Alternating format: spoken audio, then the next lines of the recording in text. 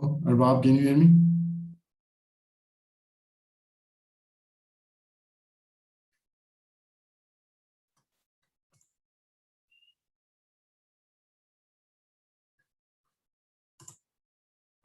Okay, perfect. So Isha is also in the call. Let's get started. Okay, so Isha, can you hear me? Let me answer your question first, and then we'll move forward.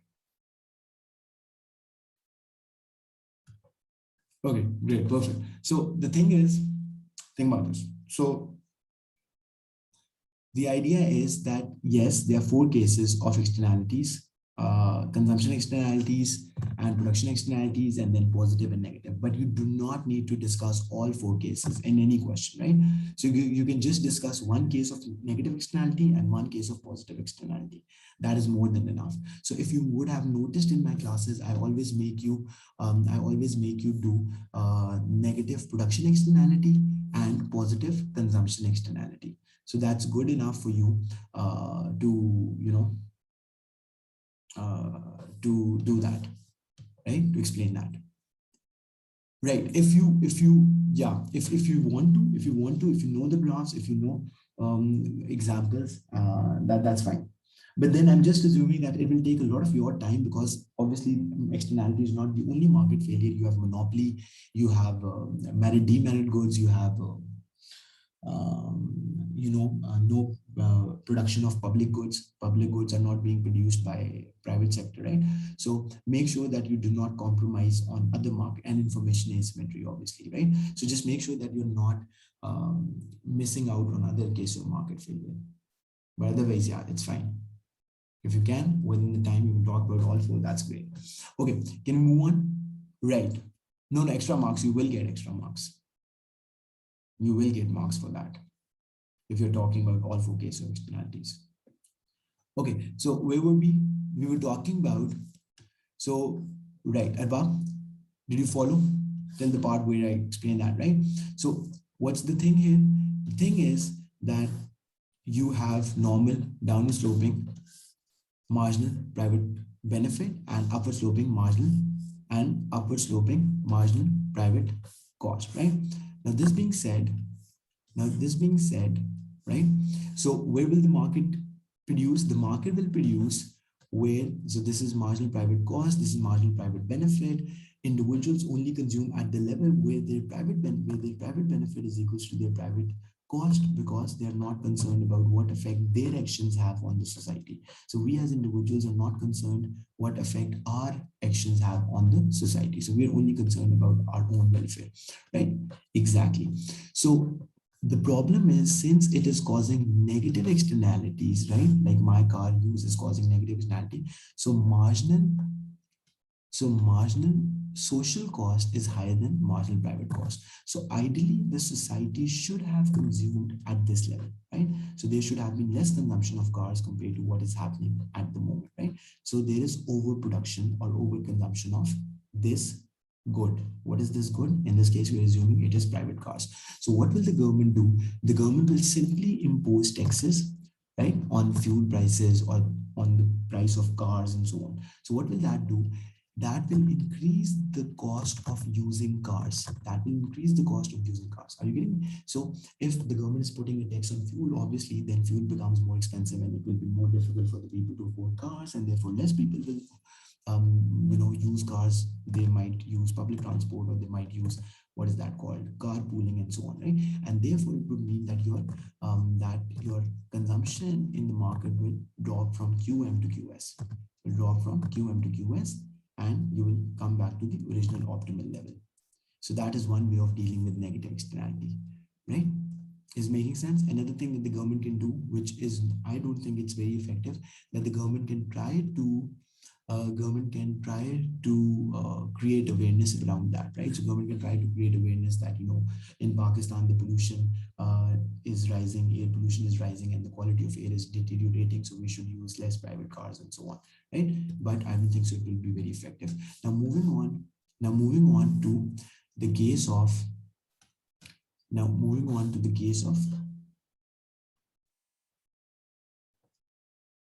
okay, positive externality, right? So again, first thing that you have to draw is downward sloping will be your marginal private benefit, upward sloping will be your marginal private cost. Is it making sense? Right. Okay. Have a look at this. So upward sloping will be your marginal private cost, downward sloping will be your marginal private benefit. Okay. Now the society is operating at this level. So let me give you the example of COVID vaccination, right? So when someone gets COVID vaccination, right, it's not only you who is staying safe from not catching COVID, it is also the people around you who are safe. Why? Because their chance of catching COVID are also less, right? So the society's benefit from COVID vaccination overall is greater than your individual benefit, right? So it's just like saying when you plant a tree. Another example that I can give you for that, when you plant a tree, right? So it's not only that the tree is giving you shade, only giving you the shade and giving you cleaner air, it is also creating more greener environment in the society. Yes or no? This is making sense, right? So marginal social benefit is higher than marginal private benefit. And obviously there's no negative externality of planting a tree, right, or getting COVID vaccination. So the private cost is the same as the social cost. So where the social cost is equals to social benefit, that is where the society should consume. That is where the society should consume. Right now, looking at the graph, we can tell that there is underconsumption of this good. There's underconsumption of the good. Society should have consumed at QS, whereas it is consuming at QM. So there's underproduction, underconsumption, right? Now, to increase this, again, there are two options available. So either the government can encourage people to get themselves vaccinated by creating them, by making them more responsible citizens, by showing them advertisements saying that if you get COVID vaccination, your parents will be safe and other people around you, your family members will be safe. So that is one way of encouraging that, right? Promoting benefits of something that is beneficial, right, to create awareness, right? So that is one way that will automatically cause the demand to increase from this to this, right? About, are you getting me? So if government is creating awareness like the government used to do always, like about polio vaccination and about other things, so we assume that the demand curve of individuals will shift from marginal private benefit to marginal social benefit. But again, I don't think it's very effective because then some people might not get the message and they might not believe the government. So then in that case, another thing that the government can do is to provide subsidies. To do what? Is to provide subsidies. So when government provides subsidy, what happens, right? Your cost reduces. That's why in every country, the COVID vaccination was free, right? Even for a country like Pakistan, which otherwise doesn't offer anything for free, because of the fact that the government knew that if these vaccinations are not for free, a lot of people will not get themselves vaccinated because either because of financial constraint or they will not want to spend that much money on a vaccination, right? So that's the thing. So you provide subsidies, your supply curve shifts to the right. We know when the cost of production decreases, the supply curve shifts to the right, and therefore the consumption will increase from QM to QS. Is this simple? Are you absolutely clear on how the government will resolve the issue of underconsumption of positive externality by giving subsidies and by creating awareness amongst people that this is a beneficial thing? Right? Okay, great. Is it making sense? Can move on. Okay, then another case, we've already talked about how the government can correct the cases of monopoly and externality. Then similarly for the merit goods and the demerit goods, the solution is the same. So in the case of merit good, what is the definition of merit good? Anything that is beneficial for consumers, but they underestimate the benefits and therefore they underconsume, right? So ideal example of that could be education, healthcare, right? So education and healthcare. So people are not consuming education and healthcare to the level to which they should, and therefore these are underconsumed. What's the solution for that? Again, to provide subsidies and to create awareness. Subsidy and creating awareness. And similarly, for the demerit good, something that is harmful for the consumers, but they underestimate the harmful effect, right? That is a demerit good. Ideal example of demerit good could be smoking, alcohol, drunk driving, right? All of these things are demerit good. Now, what would the government do? Again, government would make rules and regulations, like there are a lot of strict traffic regulations that you can't drive when you're drunk, or you can't drive more than a certain speed, depending upon the road. There are always speed limits, so you can't exceed those, right? And similarly, government can enforce this behavior, right? How can government enforce this behavior? Through traffic laws, through penalties, through fines, and all that stuff, right? And so on. And similarly, charging taxes on demerit goods like cigarettes to reduce their consumption overall. So these are all the things that you do in externalities. Now, moving on to information asymmetry, right? Now, moving on to the fourth and the last type of market failure, information asymmetry. As I said, what is information asymmetry? Information asymmetry is when one group in the market, there are always two groups, right? Think about this. In any market, what is market? Market is normal definition of market in economics is a place, right? Or any platform, not only physical place nowadays, because we know there's a lot of e-commerce going on, right? You don't even need to go to a shop to buy something. You can just order through your app. But that app is also working as a market because that is connecting you, the buyer, with the supplier, with the producer of the good, right? Yes or no? So market is any place or platform that connects buyers and sellers. So there are always two market participants, right? Demand is coming from consumers and supply is coming from producers. Do you agree with me? So in any market, there will always be consumers and producers. Now, what is this information asymmetry? Information asymmetry says that when one of the two groups has more information compared to the other group, right? Now, I was giving you this example, which is also known as, the word might sound very weird, but this is also known as lemon market problem. What is lemon market problem? Lemon market problem says that when you go to buy something second-hand product, you don't know the quality of the good. Lemon market problem. So you don't know the quality of the good, which means lemon market problem. So you don't know the quality of the good, and therefore, it's quite likely that you will not pay the fair price for that. So sometimes you assume that the quality is better, the product is better quality, and you pay higher price than you should. And sometimes you assume that the good is of lower quality and you're not willing to pay the price that the seller is demanding, and therefore you don't make a transaction, right? Are you getting me, students? Is this too much to absorb, or are you with me on this? Yeah. Right? Clear. Okay, great. Okay, now what is the solution for that? So the solution is to increase information, right? So what is the solution for information asymmetry? The solution is to increase information, right? So that consumers and producers can make better decisions. To increase information, how would the government do that? Let me tell you, right? So by the way, doesn't happen in Pakistan, so you might not be familiar, but do you know that when you go to buy your insurance, when you go to buy your car insurance, now think about this, the car insurance company is interested in knowing your driving behavior. I repeat myself. So if I'm getting insurance for my car, which means that I will be paying a certain amount every month, and in case my car ends up in an accident, or if I end up in an accident, I will be the one paying for the, I will be the one getting the compensation from the insurance company, right? Now, for that, the insurance company wants to know your driving behavior so that they can better predict whether you are a risky driver, right, or whether you are a safe driver. So if you are a safe driver, they will charge you less insurance charges per month. If you are a risky driver, they will charge you more, because your chances of claiming the insurance benefit if you are a risky driver will be higher compared to a non-risky driver. Do you guys agree with me, right? Now, how would this thing help? Now, insurance companies ask you to get your traffic records, to get your fine records, which is all automated nowadays, even in Pakistan. So Pakistan traffic police would have all the list of the fines. If you just go and tell that this is my car number, right?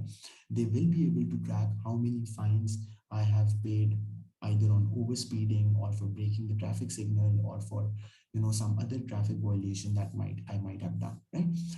So they correct it according to risk. Exactly, above, that's the thing. Exactly. So every person has a unique risk, and insurance companies want to charge them accordingly because they don't want to be unfair, right? So for that, how will government facilitate the process? The government will facilitate the process because who will provide this information about their driving behavior? So if someone is often breaking traffic signals, or someone is often getting tickets for overspeeding, that clearly shows that that person is a risky driver, right?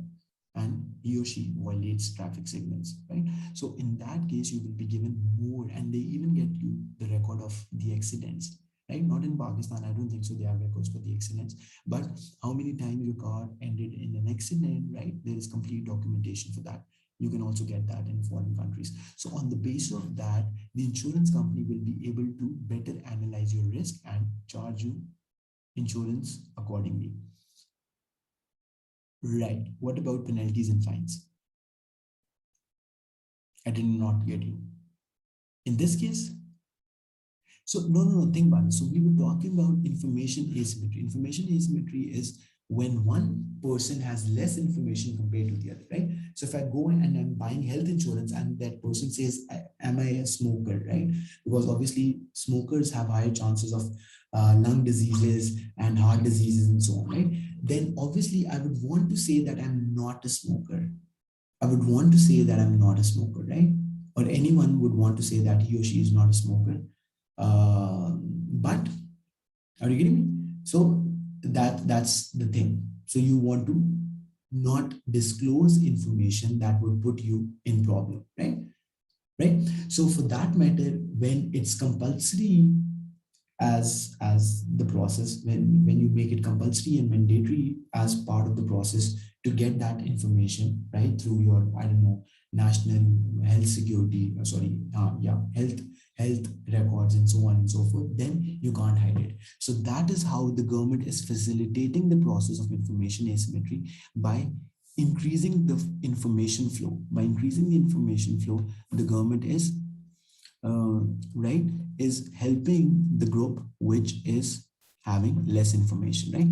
And then, yes, another thing, what you're saying exactly, to make rules and regulations in case a person cheats, right? So I don't know, you must have seen all the documentation that you read when you're signing a contract. It clearly says, even in university agreements, even when you're joining a university, that says, the document says that if I have misrepresented the facts, or if I have misstated the facts, then I will be ready to face the penalty, which can be termination from the university or something of the sort, right? So why do they make you sign that?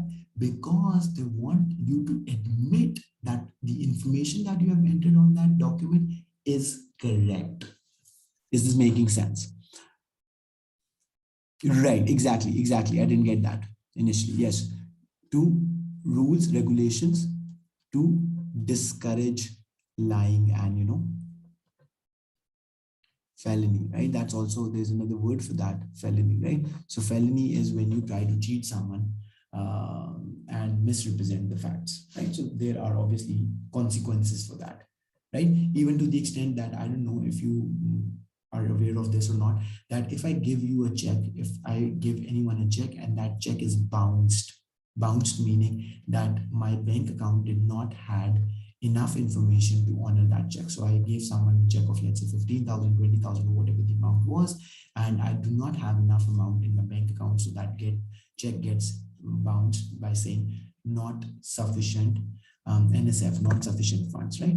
So on the basis of that, since it is kind of cheating, I showed that I have the money, but I did not have the money in my bank account. So that can be subject to 6 months, up to 6 months imprisonment, right? Just for the fact that you gave someone a check that bounced, right? So 6 months imprisonment. Again, so these are all the things to discourage people to cheat and fraud. Okay, so students, we have a little more time. If you have any other question, if you have any other question, I would say go ahead and we can do that.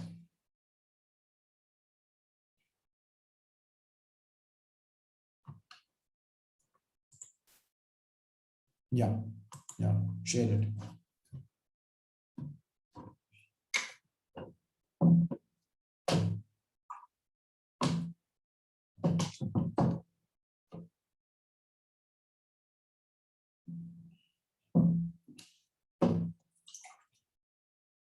Hmm.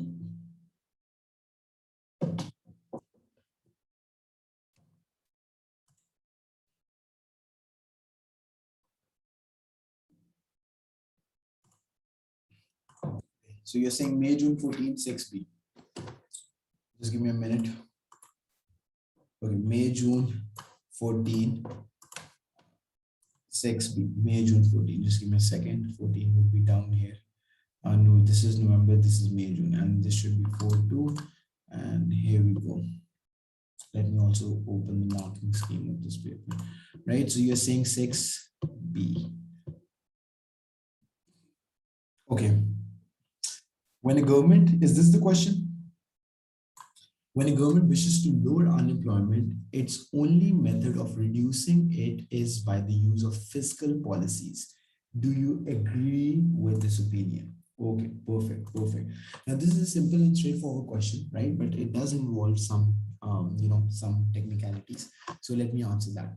So think about this. Let's read the question first. When a government wishes to lower unemployment, its only method of reducing it is by the use of fiscal policies. Do you agree with this opinion? So first thing that you will do is to explain what is fiscal policy and how would fiscal policy help you fight unemployment.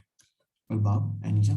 So first thing that you have to do in this question is to explain what is fiscal policy and how fiscal policy will help you fight unemployment. So the simple answer of that is you will say fiscal policy is a macroeconomic policy that deal with taxes and government spending and the way you know, and the way it works, it is fiscal policy of a country is decided by the country's representatives, politicians, the elected government, and they decide that how much will be the taxes for the upcoming period and how much would be the government spending on different projects, right? Now, this is fiscal policy. Now, moving on, right? No, no, no, no, no, no, no. Contractionally, not contractionally, expansionally. Arba, think about this. So, what you would do is just remember the macroeconomic thing that we did, right? Because when your G is more, when the government will increase its spending, that would mean, and taxes will be lower, your aggregate demand will increase. Have a look at this. So expansionary means, the very word expansionary means expand, right? Expand, increase, right? So think about this. So we did talk about this macroeconomic equilibrium where you have GPL, general price level on the y-axis. Let me just write GPL. So GPL is on the y-axis, which shows you the average price levels, and real GDP is on the x-axis, and so on, right? Now think about this, where the aggregate demand of a country is intersecting with the aggregate supply. That is its macroeconomic equilibrium. That shows you the real GDP of a country, which is depicted with y1, let's say, and this on the y-axis is your general price level, right? Okay. Now, what happens when, what is aggregate demand made up of, right? So aggregate demand is made up of consumption plus investment plus government spending plus exports minus imports. So when the country is using expansionary, when the country is using expansionary fiscal policy, it is expanding, right? Reduce tax, increase government spending. Yes, absolutely correct. Frictional unemployment. I'll come to it. I'll come to it just a second, right? Okay. Now, this being said, so when government is increasing its spending as it does in expansionary and reduce its taxes, so G will increase directly, and with lower taxes, people will have more disposable income and therefore they will consume more and they will invest more, right? With all of this happening, your aggregate demand will shift from AD to AD1, right? So it will be higher because these two components, in fact, these three components are increasing. So overall aggregate demand will increase. So the new equilibrium will be at this point and your real GDP increases, which means that now more goods and services are produced in your country. So more goods and services are produced in your country. Now, whenever production increases, whenever output of the country is increasing, what happens to your unemployment? Who can tell me? Now, what happens to countries' unemployment when there is more national output? When the country's national output is increasing, what happens to countries' unemployment levels? Obviously, they fall. Why would unemployment fall? Because just imagine, if more businesses are opening up, there is more production taking place, right? More businesses opening up, more production taking place. So there will be more people needed to manage those operations. Do you agree? Do you agree with me? Right? So just imagine if mega lecture is expanding, then we will need more people to attend students' calls. We will need more teachers classes. We will need more office staff. We will need more marketing people, and so on and so forth. Right? So when GDP is increasing, overall the output of the country, the unemployment will fall. That is one way how fiscal policy will control unemployment. Any confusion so far? So that was just the first part of it. That was just the first part of it. Since the question was saying that fiscal policy is the only, when a government wishes to lower unemployment, its only method of reducing is by the use of fiscal policy. Do you agree with this opinion? Now, what else do you think should be written in this question? What else should be written in this question? What about the other two policies? What about the other two macroeconomic policies? We know fiscal policy is just one of the three macroeconomic policies. You have monetary policy and you have, what is that called? Supply side policy. So you also need to talk about these policies. So let's first talk about monetary policy because that is simpler and easy to explain, and then we'll come to supply side policies. Okay. Now, what is monetary policy? Monetary policy is when you use interest rates. Right, exactly. So when you use interest rates to reduce unemployment, and again, the process will be the same. It is known as expansionary monetary policy. In expansionary monetary policy, you will reduce your interest rates, and that will cause your aggregate demand to shift to the right? And with that, what would that do? Your overall GDP will increase, and so on and so forth, right? That is known as expansionary monetary policy, right? Now, moving forward, right, again, the graph would be the same and everything will be the same. The only thing is that in monetary policy, you are reducing the interest rates, whereas in expansionary fiscal policy, you were reducing the taxes, right? Is this simple? And what is the relationship? So when you lower interest rate, what would that do? Students, have a look at this.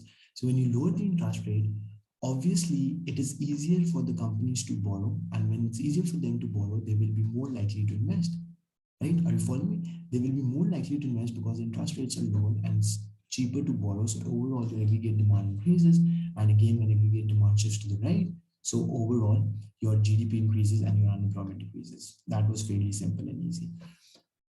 But for supply side policies, you have to give more explanation. I'll look at this. What are supply side policies? We did discuss this in class that supply side policies are any government initiatives or projects that are aimed to increase the production potential of a country. Now, one major supply side policies is to train labor force, is to train and also to educate, labor force. Now, this is important. Now, think about this. Better education and better training of workforce is part of supply side policies. Right, yeah, you can. Arbab, you can. Just drop me a message on WhatsApp. I'll read it till 12. I will be up. So I'll read it and then I'll answer you. Okay, students, are you following me? To train and educate labor force. Now, when you provide education and training to the labor force, what would that do? Right? What would that do? That would make them more productive. That would make them more efficient, more productive, and more skilled. Now, people who are more skilled, that we discussed in the labor market as well, people who are more skilled and more educated, they are more likely to get a job. Do you agree with me? Right? They're more likely to get a job. So that is how, right, more productive, less efficient. That is how they will be more employable. Have you ever heard the word employability? Employable, meaning the quality of skills that someone has. So when people are aware of the latest technology, like how to use a laptop or a computer, I mean, that is very basic nowadays, but I'm just giving an example, right? So if a person is more trained and skilled, then that person getting a chance, the chances of that person getting a job is much higher compared to another person, right? So they will be more employable, and therefore they are more likely to get jobs in your country and even in foreign countries. Not only, sometimes, think about this, in Pakistan, we don't have a lot of jobs, but since our labor is, good quality, right? and also primarily because we are more, it's more in supply because we have huge population. So a lot of Pakistanis get find employment in foreign countries like Dubai and Gulf countries and so on. Okay, now when you will explain that, so you can simply say that when supply side policies are implemented, that will cause your aggregate supply curve to shift to the right? And there can be some other supply side policies as well, apart from just the training and all. What can be some other supply side policies? So that would be, the government is discovering more natural resources. The government is giving incentives for the firms, like subsidies, and giving incentives for the firms to, open up their businesses or to expand by giving them tax holidays and by giving them tax breaks and so on and so forth.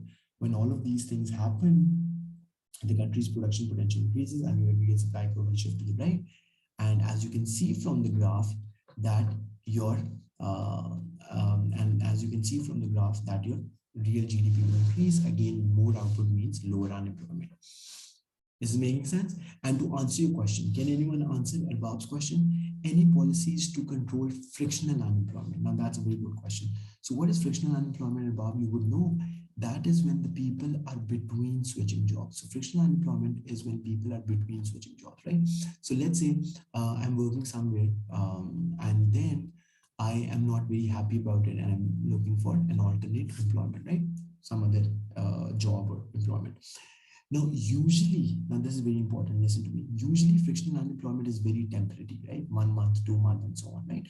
And similarly, another way of looking at frictional unemployment could be of students who are freshly graduating from a university. So think about this. So let's say if today I complete my degree, it's not that the very next day I will find a job. No, no, no. It never happens like that, right? So obviously you go to companies, you apply online, you do a couple of different things, you take a couple of interviews, there's a complete process that happens. And after that, if you're selected, then you will be hired. Now, the thing is that during that time period, so let's say if someone got uh, graduated today and then it took him 1 month, 2 months, or 3 months to find the job, so that would also be frictional unemployment.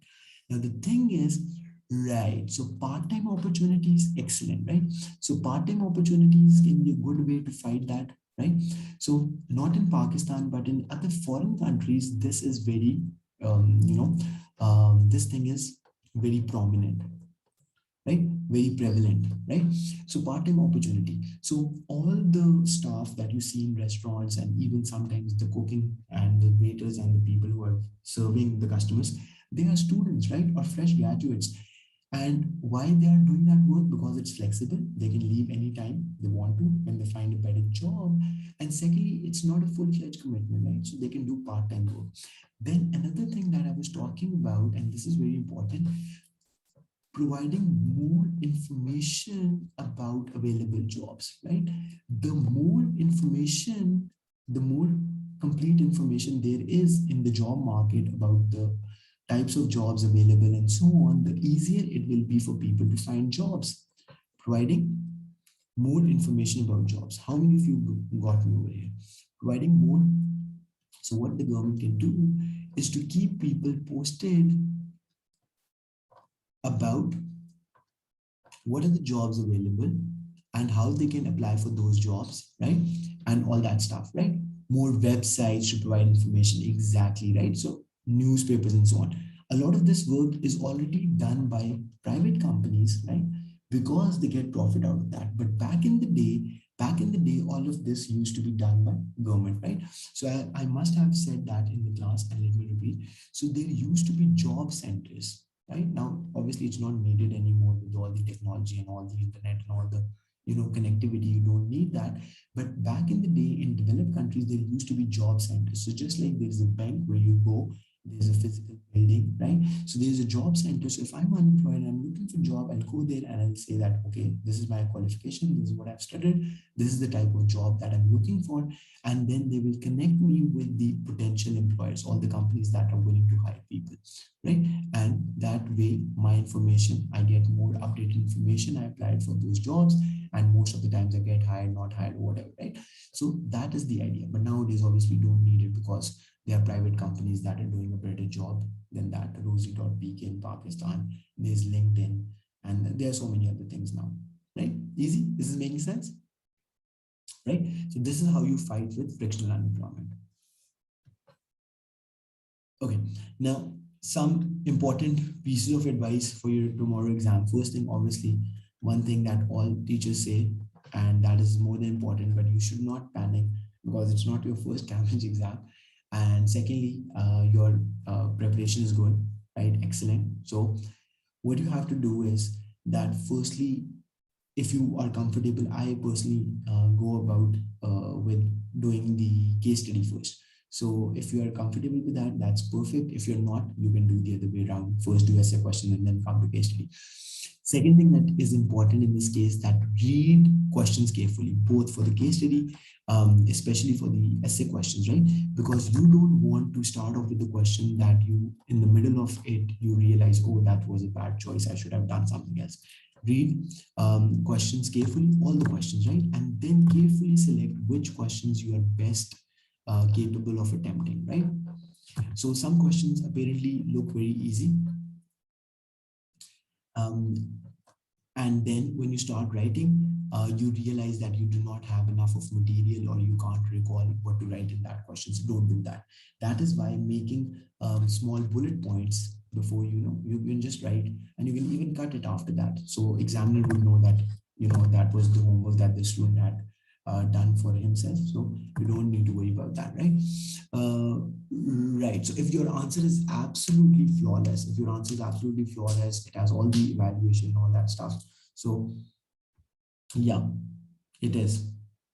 Right. So think about this. Ideally, as I was telling you, 35 minutes, I was explaining it in the other class, right? So you have total of 2 hours and 15 minutes, right?